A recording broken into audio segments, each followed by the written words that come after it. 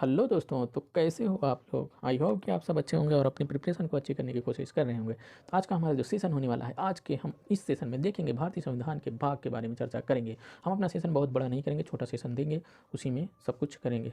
तो इस सेशन में हम देखने वाले हैं संघ एवं उसका राज क्षेत्र। तो संघ एवं उसका राज क्षेत्र क्या है और नागरिकता क्या मौलिक बाद में हम इसमें बताएंगे आपको इंपॉर्टेंट क्या चीज़ें हैं, वो भी चीज़ें हम आपको बताएंगे कि कौन सा भाग को आपको याद करना है, उस भाग के अंतर्गत कितने आर्टिकल आते हैं, कहाँ से कहाँ तक है, वो सारी चीज़ें हम बताएंगे आपको लास्ट में भी। तो बने रहिए हमारे सेशन में। तो चलो सेशन को स्टार्ट करते हैं। भारतीय संविधान के भाग। क्या भारतीय संविधान के भाग। तो देखो यहाँ पहले भाग में क्या कहा गया है। पहले भाग में संघ एवं उसका राज क्षेत्र को पहले ही भाग में रखा गया है, जो आर्टिकल 1 से 4 तक, नागरिकता 5 से 11 तक, मौलिक अधिकार भाग भाग 3 में मौलिक अधिकार 36 से मौलिक अधिकार यहाँ 12 से 35 इसको अलग से आप नोट करिए, यहाँ पे गलत है। मौलिक अधिकार 12 से 35 भाग 3 में।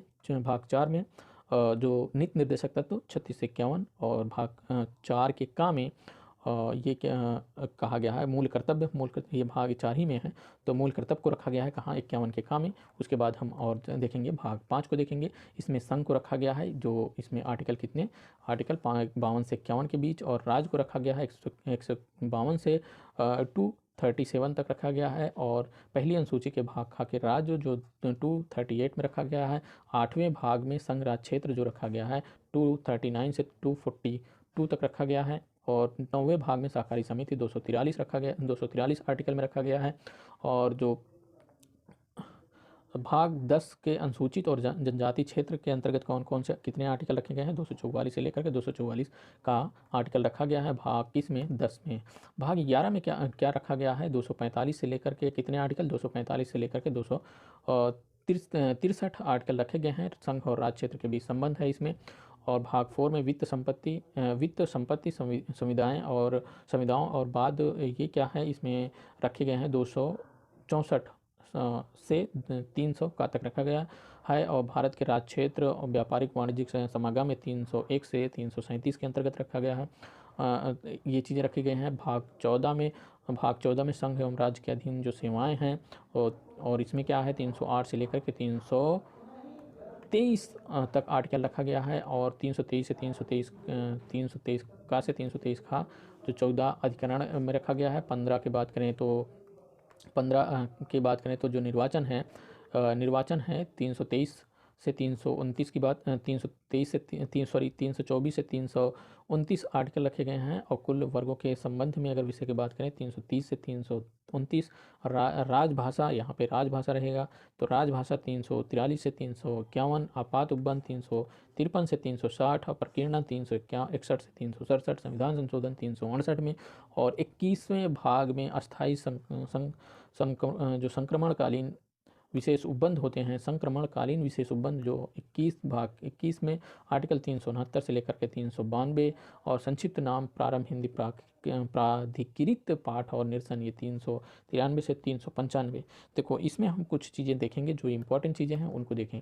इंपॉर्टेंट भाग आपको क्या करना है, जो फर्स्ट वाला ये ही, जो 20वें भाग में संविधान के 20वें भाग में संविधान संशोधन को आर्टिकल 368 के तहत अपना संविधान संशोधन किया जाता है। किसके, 368 के तहत संविधान संशोधन कौन से आर्टिकल 368 के तहत किया जाता है। भाग किस में है, 20वें भाग में है।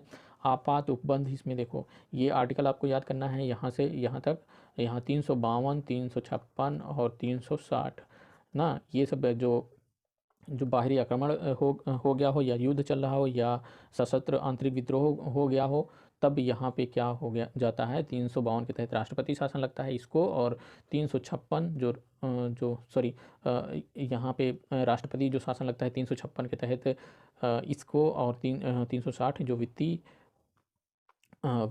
वित्तीय संकट जब आता है तो वित्त आपातकाल की घोषणा की जाती है 360 के तहत राष्ट्रपति के द्वारा। और यहाँ पे 356 हमने बताया कि राष्ट्रपति शासन लगता है। ये कब लगता है, जब संवैधानिक तंत्र फेल हो जाता है किसी राज्य में या भारत के किसी भी कोने में वहाँ संवैधानिक तंत्र फेल हो जाता है, तब वहाँ पे क्या होता है, ये राष्ट्रपति शासन लगता है। और ये इसको तो हमने बता दिया कि अगर युद्ध चल रहा हो, बाहरी आक्रमण हो गया हो या सशस्त्र विद्रोह हो गया हो आंतरिक, तब यहाँ 352 के तहत जो आपातकालीन की घोषणा की जाती है। मतलब इस आर्टिकल को आपको याद करना है। भाग 18 में रखा गया है। राजकीय जो भाषा है इसको 343 से 351 के तहत रखा गया है, इसको भी आपको देखना है। और इम्पॉर्टेंट में अगर हम चलेंगे इम्पॉर्टेंट में और चलेंगे तो इम्पॉर्टेंट चीज़ें कौन सी आ जाती हैं, इम्पॉर्टेंट मोस्ट इम्पॉर्टेंट चीज़ें यहाँ पे हैं। 51 देखो देखो संविधान के भाग 4 में क्या है, 51 का ये मूल कर्तव्य है, और 4 में ही क्या है, नीति निर्देशक तत्व है जो 36 से 51 है। इन सारे आर्टिकल को याद करना है। मौलिक अधिकार जो 36 से 51 है इसको याद करना है आपको। और नागरिकता जो भाग 2 में है उसको याद करना है। और संघ उसका राज्य क्षेत्र जो आर्टिकल भाग फर्स्ट में 1 से लेकर के 4 आर्टिकल के अंतर्गत रखा गया, इसको याद करना है। तो ये चीज़ें इंपॉर्टेंट चीज़, जो इंपॉर्टेंट चीज़ें हैं सिर्फ वही चीज़ों को बात करें हैं। तो ये चीज़ें अगर आपको आर्टिकल जो देखो यहाँ से जो आर्टिकल रखे गए हैं, ये सारे आर्टिकल, इन सारे आर्टिकल जो इम्पॉर्टेंट आर्टिकल हैं, इंपॉर्टेंट आर्टिकल को हमने क्या किया गया है, एक वीडियो में बनाया है हम, उसमें आप जाकर के उस वीडियो को देखो, वहाँ से फैक्ट चीज़ें जो भी हैं आपको क्लियर हो जाएंगी। और वहाँ से आर्टिकल जो मोस्ट इंपॉर्टेंट आर्टिकल हैं उन चीज़ों को आपको क्लियर कर सकते हो। प्लेलिस्ट में जाइए और पॉलिटी थ्योरी वाले सेशन में जाइए, थ्योरी वाला जो वीडियो है उसमें जाइए, इंपॉर्टेंट आर्टिकल करके जो वीडियो है उसमें जाइए, वहाँ पर आपको आर्टिकल मिल जाएंगे। तो चलिए गाइस, इस सेशन को बड़ा नहीं करते हैं, यहीं तक करते हैं। तो इस वीडियो को यहीं पे समाप्त करते हैं। अगले वीडियो में एक शानदार सेशन लेकर के फिर मिलेंगे। तो चलिए इस वीडियो को यहीं ख़त्म करते हैं, अगले वीडियो में मिलते हैं, तब तक जय हिंद।